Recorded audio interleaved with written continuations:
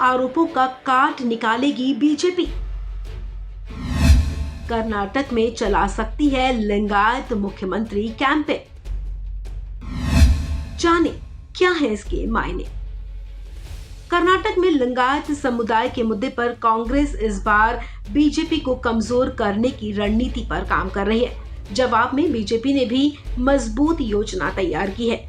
दरअसल आपको बता दें कि बीजेपी के लिंगायत नेताओं ने सत्तारूढ़ पार्टी को लिंगायत विरोधी करार देने के कांग्रेस के दावे का जवाब देने के लिए चुनावी राज्य कर्नाटक में लिंगायत मुख्यमंत्री अभियान शुरू करने की वकालत की है। राजनीतिक रूप से प्रभावशाली लिंगायत समुदाय राज्य की आबादी का लगभग 17% है। इस समुदाय के ज्यादातर लोग राज्य के उत्तरी हिस्सों में हैं। बीजेपी इन्हें अपने मजबूत समर्थक वर्ग के तौर पर देखती है।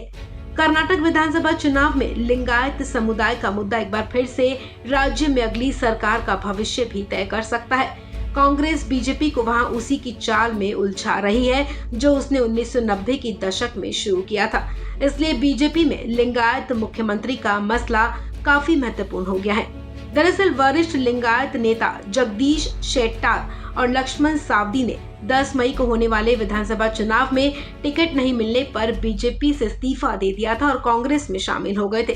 कांग्रेस तभी से बीजेपी पर लिंगायतों के साथ अन्याय करने और उसके लिंगायत विरोधी होने के आरोप लगा रही है। इसके मद्देनजर सत्तारूढ़ पार्टी नुकसान से भरपाई की कोशिश में जुट गई है। इसी कड़ी में बीजेपी के लिंगायत नेताओं ने बुधवार यानी कि 19 अप्रैल को कर्नाटक के कद्दावर नेता और पूर्व मुख्यमंत्री बीएस येदियुरप्पा के आवास पर एक बैठक की थी। बैठक में कांग्रेस का मुकाबला करने के लिए सुझाव दिया गया कि पार्टी को लिंगायत समुदाय के नेता को अगले मुख्यमंत्री के तौर पर पेश करना चाहिए और मजबूती से यह अभियान चलाना चाहिए। ऐसे में उसके सत्ता में आने की स्थिति में अगला मुख्यमंत्री लिंगायत समुदाय का ही होगा।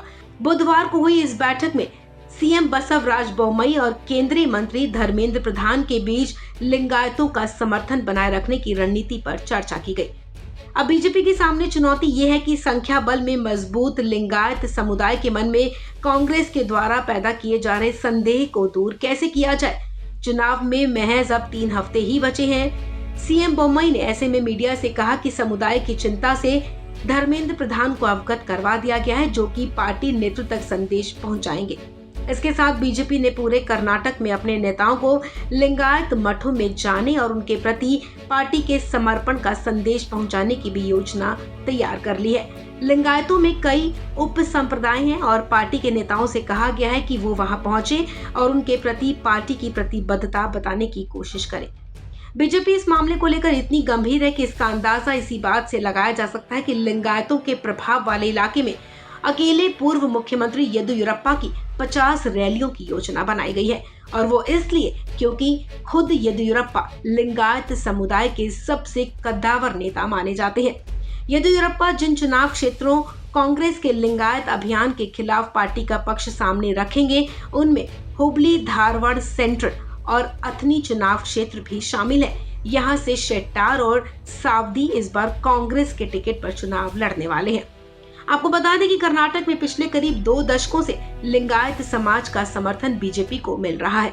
कहा जाता है कि कर्नाटक की 224 सीटों वाली विधानसभा में इस समुदाय का वोट 100 से ज्यादा सीटों के परिणाम को प्रभावित कर सकता है, जबकि 113 सीटों से राज्य में बहुमत का आंकड़ा तय होता है। इस खबर में फिलहाल इतना ही। तमाम अपडेट्स के लिए आप बने रहें वन इंडिया हिंदी के साथ।